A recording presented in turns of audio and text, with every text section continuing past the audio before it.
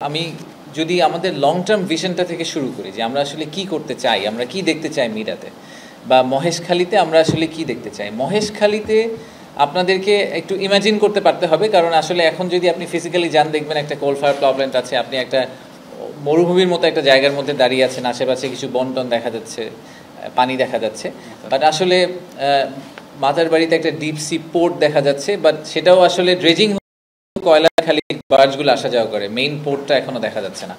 কিন্তু আপনাদেরকে ইমাজিন করতে পারতে হবে যে আজকে থেকে 20 বছর পরে 2055 সালের দিকে, এখন তো 25, ইনফ্যাক্ট 30 বছর পরে, আজকে থেকে প্রায় 30 বছর সামনে গিয়ে জায়গাটা দেখতে কেমন হবে।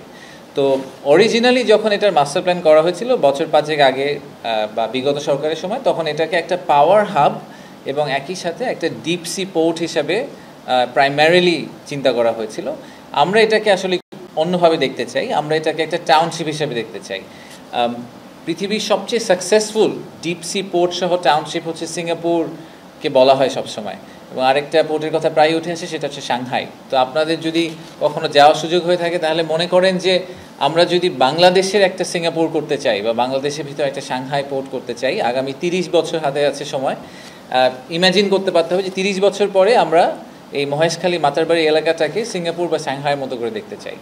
এটা is not a vessel city, এটা একটা স্যাটেলাইট সিটি না, ইট সেলফ ইজ আ টাউনশিপ। এবং অলমোস্ট চট্টগ্রামের আরেকটা এনহ্যান্সড এবং মডিফাইড এবং নিউ ভার্সন। প্রায় $150 বিলিয়ন মতো আমরা জিডিপিতে কন্ট্রিবিউশন এক্সপেক্ট করছি শুধুমাত্র এই জোনটা থেকে। এটাকে আমরা একটা কমার্শিয়াল হাব বলছি। সো আমি এখন থেকে কমার্শিয়াল হাব হিসেবে এটাকে যদি বলে ইউজ করি এই টাউনটাকে, যে এই কমার্শিয়াল হাব থেকে আমরা $150 বিলিয়ন জিডিপি কন্ট্রিবিউশন এক্সপেক্ট করছি, যেটার মধ্যে প্রায় 16 থেকে 18 বিলিয়ন হচ্ছে ইম্পোর্ট সাবস্টিটিউশন, যে আমাদের ফরেন কারেন্সিতে রিজার্ভে একটা সেভিংস হবে। আর ফাইনালি প্রায় 1.5 লাখ লোকের কর্মসংস্থান ডিরেক্টলি আমরা এক্সপেক্ট করছি, ইনডিরেক্টলি সব মিলিয়ে প্রায় 25 লাখ লোকের কর্মসংস্থান আমরা আশা করছি এই এলাকা থেকে হবে। তো ল্যান্ড বেসড দুটো এফএসআরইউর কথা আমরা এই মাস্টার প্ল্যানে রাখার চেষ্টা করছি। তার মানে যখন এই জিনিসটা চালু হয়ে যাবে তখন বাংলাদেশের গ্যাস আমদানির মূল কানেক্ট পয়েন্টটাই আসলে হবে মাতারবাড়ি মহেশখালীর এই অঞ্চলটা।